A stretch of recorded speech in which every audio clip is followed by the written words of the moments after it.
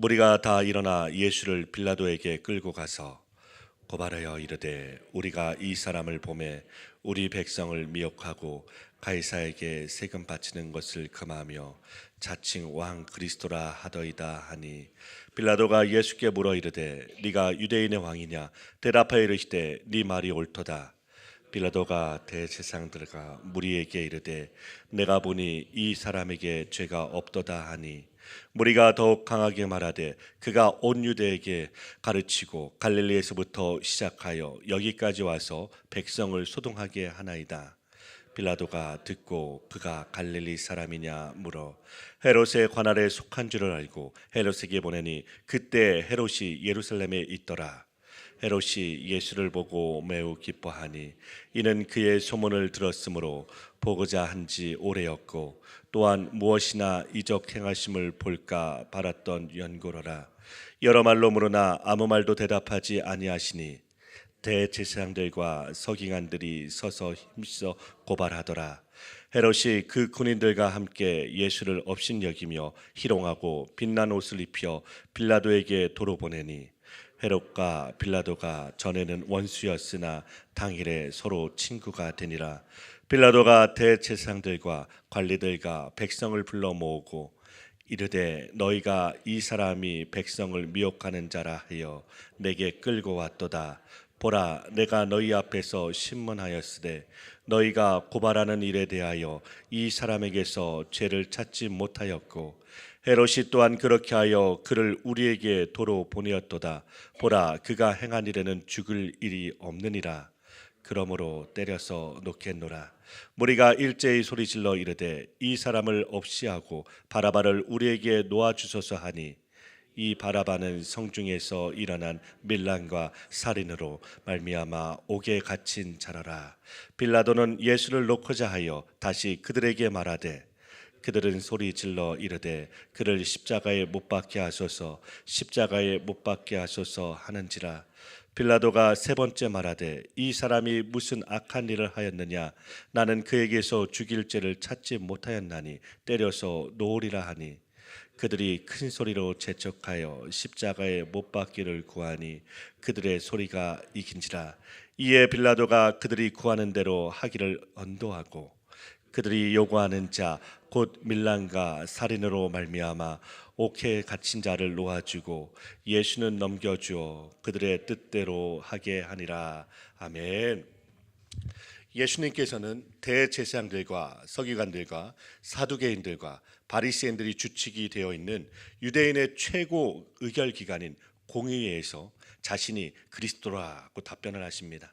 그러자 더 물어볼 것도 없이 죽어 마땅한 죄라고 말을 합니다.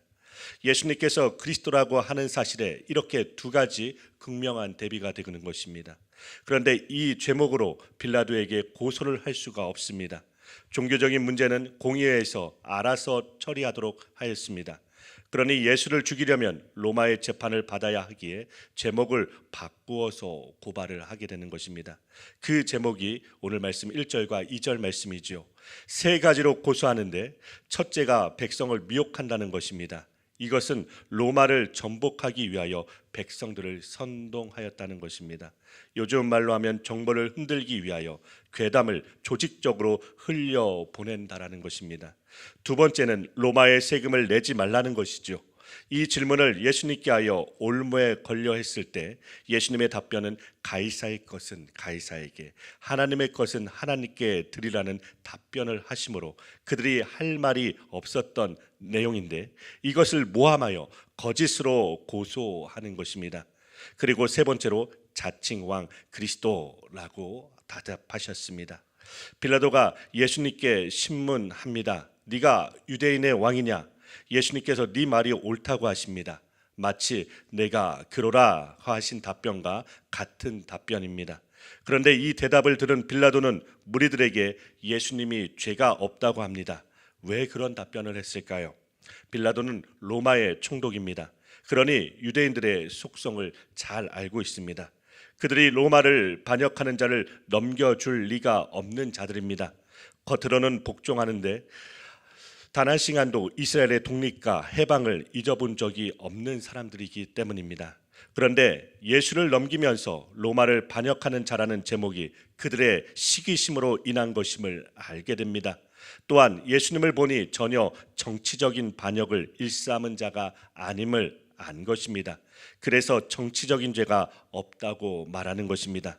지금 공의회에서 예수님을 처형하기 위하여 또 다른 히든 카드가 있는데 그것은 민심을 움직이는 것입니다.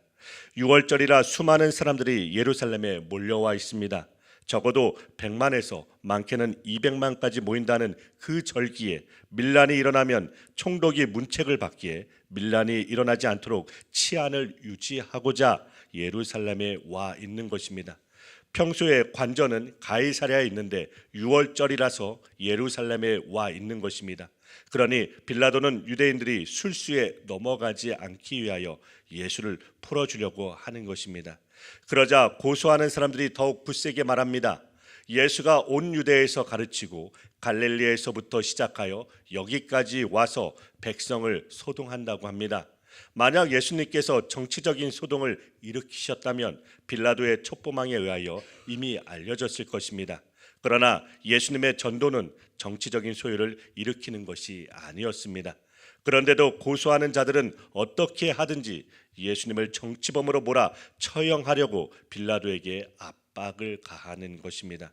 그러자 빌라도가 갈릴리 사람이라는 말을 듣고 마침 갈릴리와 베레 지역의 분봉왕인 헤롯을 생각합니다.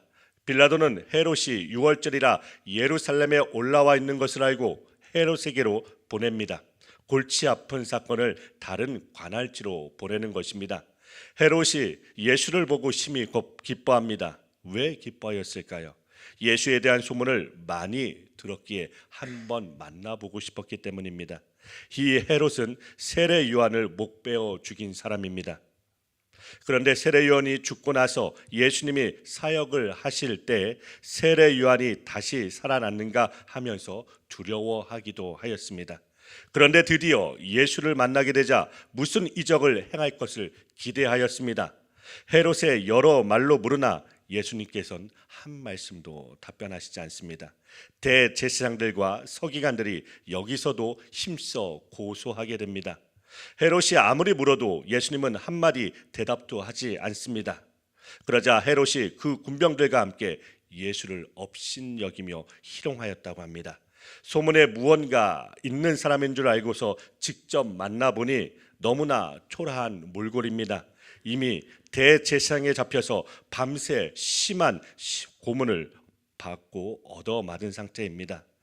빌라도의 신문까지 받고 헤롯에게 끌려온 예수님은 로마의 반역자라고 처형할 만한 가치도 없는 인물로 보였던 것입니다.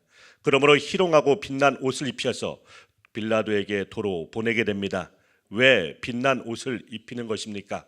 왕들이나 입는 옷을 입혀서 예수도 조롱하고 예수를 왕이 되어 반역하고자 한다고 고소한 유대인들도 조롱한 것입니다. 이렇게 되자 헤롯과 빌라도가 전에는 원수였으나 당일에 서로 친구가 되었다고 합니다. 왜 서로 원수처럼 지냈느냐 하면 헤롯은 유대 땅에서 분봉 왕이 된 사람입니다. 아버지 헤롯이 죽으면서 아들들에게 맡겼는데 그 중에 지금까지 권력을 잡고 있는 사람이 헤롯 안티파스라는 사람입니다.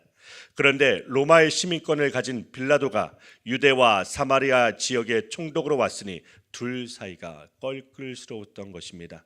그런데 예수님을 신문하는 일로 서로 친구가 되어버린 것입니다. 예수님께서는 죄가 없으십니다.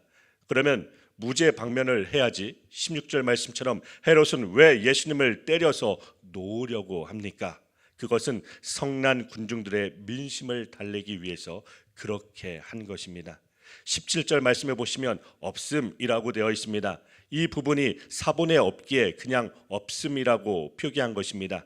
그런데 다른 사본에 보면 명절이 되면 반드시 한 사람을 놓아주더라 라는 말씀이 있습니다. 즉 유대인 최대의 명절에 특별 사면을 한 것입니다.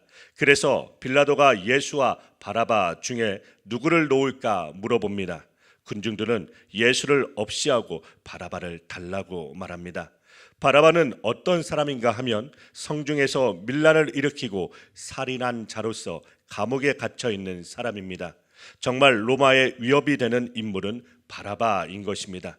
그런데 로마의 통치에 위협이 되지 않는 예수를 죽이라고 고함을 지르고 있는 것입니다.